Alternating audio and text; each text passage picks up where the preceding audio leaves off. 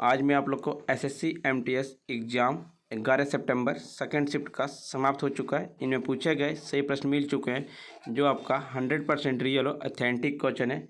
जिन्हें इसका पीडीएफ चाहिए वो हमारे टेलीग्राम या व्हाट्सएप ग्रुप पे जुड़ सकते हैं। डिस्क्रिप्शन लिंक दे दिया गया, या आप हमारे व्हाट्सएप नंबर से पीडीएफ प्रोवाइड करवा सकते हैं 82107585 पे। पहला प्रश्न पूछा गया था, एएफसी चैंपियनशिप में किसे शतरंज खिलाड़ी ने ग्रैंड मास्टर बनाया? कौस्तुभ चटर्जी ने। एक पूछा गया था आपका, खेलो इंडिया यूनिवर्सिटी गेम्स 2023 के विनर कौन है? तो पंजाब यूनिवर्सिटी है आपका। पंजाब यूनिवर्सिटी ने स्वर्ण पदक 26, रजत पदक 17 और कांस्य पदक 26, कुल पदक 69 जीते। दूसरा आपका गुरु नानक देव यूनिवर्सिटी अमृतसर 24 स्वर्ण पदक, 27 रजत पदक और कांस्य पदक 17, कुल 68 पदक जीते।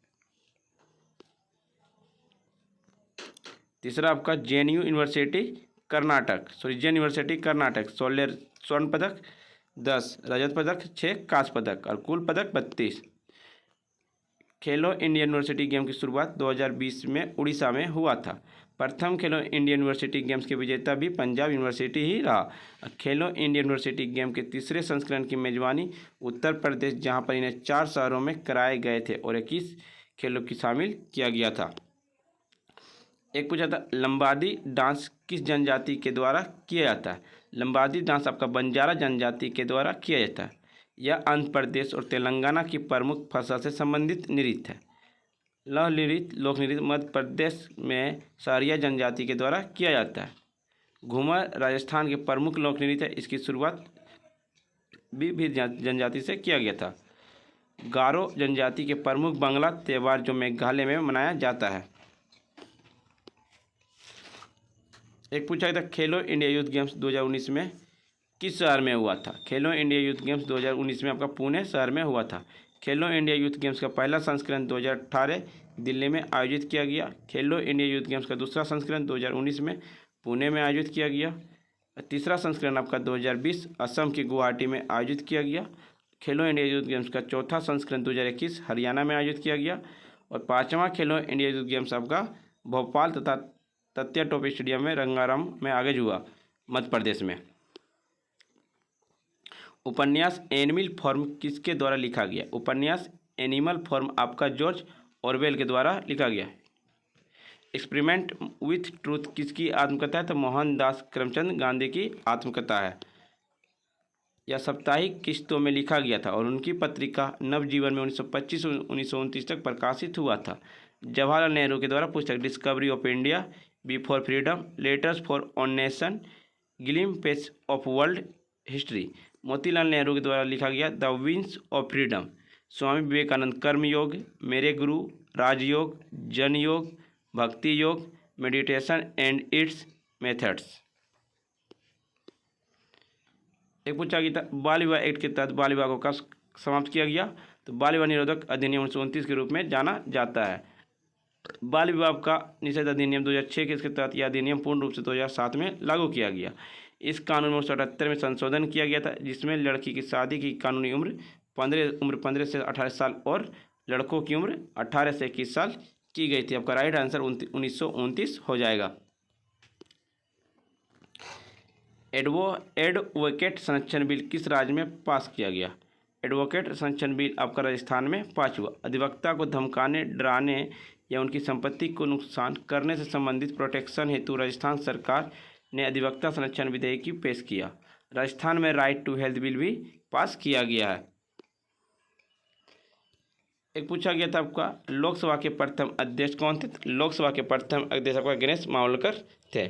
गणेश मावलकर लोकसभा का जनक भी माना जाता है। उन्हें लोकप्रिय रूप से दादा साहेब कहा जाता है। वह संविधान सभा, विधायी और अंतिम संसद 1947 से 1952 के अध्यक्ष थे। उन्होंने 1937 से 1946 तक बॉम्बे विधानसभा के अध्यक्ष के रूप में भी कार्य किए थे। यह केंद्रीय विधानसभा 1946 से 1947 के अध्यक्ष थे। 1952 में पहली लोकसभा का गठन किया गया था। विधि का शासन वर्ड किसके द्वारा दिया गया है? एडवर्ड कॉक के द्वारा दिया गया। विधि का शासन प्रक्रिया सबसे पहले ब्रिटेन में शुरू हुआ।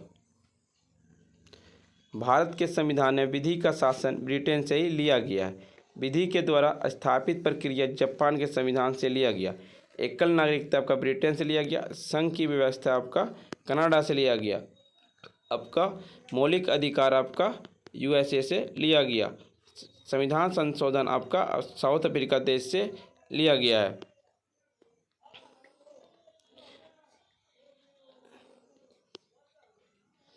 एक पूछा था विजय स्तंभ कहाँ स्थित है। विजय स्तंभ आपका चित्तौड़गढ़ में स्थित है। विजय स्तंभ या कीर्ति स्तंभ राजस्थान के चित्तौड़गढ़ में चित्तौड़ के किले के भीतर स्थित एक विजय स्मारक है। स्तंभ का निर्माण मेवाड़ के राजा राणा कुंभा ने 1448 ईस्वी में करवाए थे। यह राजपूतों द्वारा प्रचलित धार्मिक बहुलवाद का एक उल्लेखनीय उदाहरण है। इसमें कुल 9 तल हैं। शीर्ष तल पर जैनी देवी और पद्मावती की एक छवि है।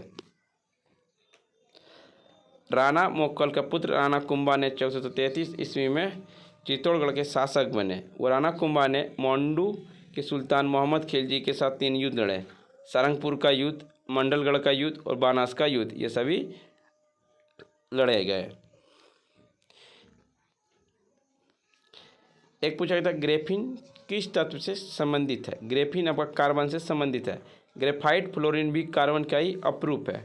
हीरा कार्बन के प्रमुख अपरूप है जो प्रकृति में सबसे कठोर तथा ग्रेफाइट विद्युत के सुचालक होते हैं। कानून का नियम किसके द्वारा दिया गया। कानून का नियम इंग्लिशमैन के द्वारा दिया गया। यह नियम 1885 में लागू कराया गया था। इस नियम के तहत अंग्रेजों ने भारत के प्रत्येक नागरिक को ब्रिटिश हुकूमत करने के लिए बाध्य होने का उद्देश्य से शुरू किया गया था। जलोढ़ मिट्टी कहाँ पाया जाता है। जलोढ़ मिट्टी आपका मुख्य रूप से उत्तरी मैदान में पाई जाती है। यह मिट्टी उत्तरी मैदान और घाटियों के व्यापक रूप से फैली हुई है। जमा हुई मिट्टी और मुख्य रूप से भारत गंगा ब्रह्मपुत्र नदियों द्वारा जमा गाद का कारण गठित होती है। जब नदी में सैलाब आ जाता है तो यह मृदा नदी के किनारे जमा हो जाती है। ऊपरी और मध्य गंगा में 2 प्रकार की जलोढ़ मिट्टी अर्थात खदर न्यू एल्युवियम और भांगर पुरानी एल्युवियम होता है। एक पूछा गया था किस रोग के कारण हड्डियां कमजोर होती है। मानव शरीर में विटामिन डी की कमी में ऑस्टियोपोरोसिस होती है जिसके कारण हड्डियां कमजोर हो जाती है। ऑस्टियोपोरोसिस एक ऐसी स्थिति है जिसमें हड्डियां कमजोर और भंगुर हो जाती है। विटामिन डी का प्रमुख स्रोत है सूर्य की रोशनी, दूध, संतरे का रस और टूना मछली, ये सभी विटामिन डी के स्रोत हैं। एक पूछा गया था आज़ादी के बाद मुंबई बंदरगाह भार को कम करने के लिए कौन सा नया बंदरगाह का निर्माण करवाया गया है। नाहवा सेवापतन मुंबई बंदरगाह के दबाव को कम करने के लिए उसे निवासी में स्थापित किया गया। कोलकाता पोर्ट पश्चिम बंगाल में, पारादीप पोर्ट उड़ीसा में, विशाखापट्टनम पोर्ट आंध्र प्रदेश में, कामराजर पोर्ट तमिलनाडु में, चेन्नई पोर्ट तमिलनाडु में, तूतीकोरिन पोर्ट तमिलनाडु में, कोचिन पोर्ट केरल में, न्यू मैंगलोर पोर्ट कर्नाटक, मुगुआ port Goa, Mumbai port Maharashtra, Jawaharlal Nehru port Maharashtra, Kandla port Gujarat, port Blair Andaman और निकोबार द्वीप समूह पर स्थित है। एक पूछा गया था आपका पश्चिमी घाट में वर्षा होने का क्या कारण है। पश्चिमी घाट पर्वतीय प्रकार का वर्षण के माध्यम से वर्षा प्राप्त करते हैं। अरब सागर में आने वाली हवाएं पश्चिम घाट की ढलाना 900 से 1200 मिलीमीटर तक ऊपर जाती है, जल्दी ठंडे हो जाती है और इसके परिणाम स्वरूप पश्चिमी घाट के अनुवाद दिशा में 250 सेंटीमीटर से 400 सेंटीमीटर के बीच बहुत भारी वर्षा होती है। पश्चिमी घाट धारी हवाओं को रोकती है जो पश्चिमी ढलानों पर वर्षा का कारण बनती है। पश्चिमी घाट इतना ऊंचा है कि यह नमी से भरी दक्षिण पश्चिम हवाओं को पूर्वी ढलानों तक पहुंचाने से पश्चिम घाट की सबसे ऊंची चोटी अनाईमुड़ी है। पूर्वी घाट की सबसे ऊंची चोटी जिंदगाड़ा चोटी, नीलगिरी पहाड़ी पश्चिमी और पूर्वी घाटी का मिलन स्थल है। एक पूछा गया था फ्रेंड 5वीं शताब्दी में किसके ग्रंथ का शास्त्रीय नृत्य के बारे में लिखा गया, तो भरत मुनि के बारे में लिखा गया। एक पूछा गया था आपका शोले फिल्म के संगीत के निर्देशक कौन थे। सलीम जावेद द्वारा लिखी इस फिल्म का निर्माण गोपाल दास सिप्पी ने और निर्देशन का कार्य किया और उनके पुत्र रमेश सिप्पी ने किया। अब शोले फिल्म का रिलीज 15 अगस्त 1975 को किया गया था। फ्रेंड्स वीडियो पसंद आई तो लाइक शेयर सब्सक्राइब जरूर करें और जिन्हें इसका PDF चाहिए वो हमारे टेलीग्राम या व्हाट्सएप ग्रुप पे जुड़ सकते हैं। डिस्क्रिप्शन लिंक दे दिया गया है।